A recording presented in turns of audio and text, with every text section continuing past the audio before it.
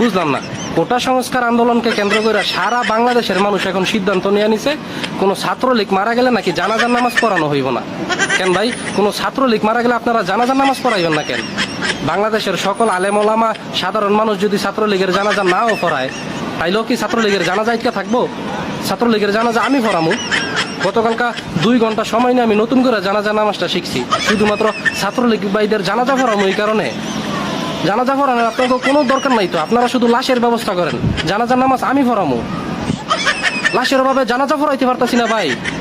আপনাদের কাছে কত শত লাশ আছে আমারে বলেন, দরকার লাগলে একসাথে জামাতে গায়েবানা জানাজা পড়াই দিলাম, কি কন? আপনারা শুধু লাশের ব্যবস্থা করেন, জানাজার ব্যবস্থা আমি করতেছি।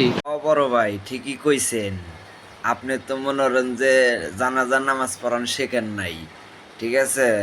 অর্থাৎ ভারতের থেকে মুদিরে নিয়ে এসেন, মুদি ভালো জানাজার নামাজ পড়াই পারবো শেখ হাসিনা করে।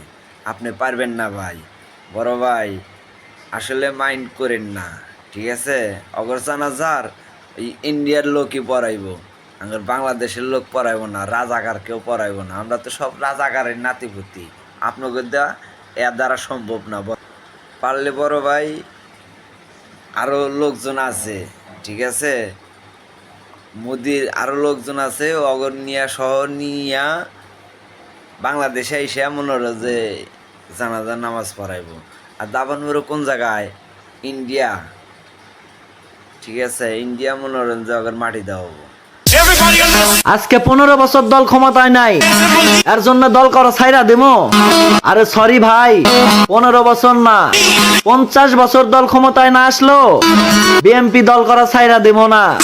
কারণ আমরা 200 টাকা পকেটে ঢুকানোর জন্য নেতার চামচামো করি না।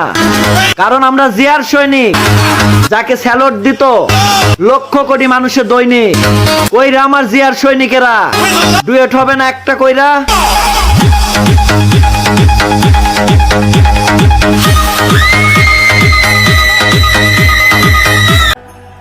মেজর ডালিম বলছিল আমি কি জন্য মুজিব এবং মুজিবের পরিবারকে হত্যা করছি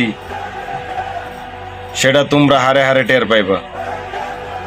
কারণ মুজিবের পরিবারের উত্তরসূরি 2 জন আমি রাইকে যাইতেছি, তারাই আগামীতে বুঝাই দিবে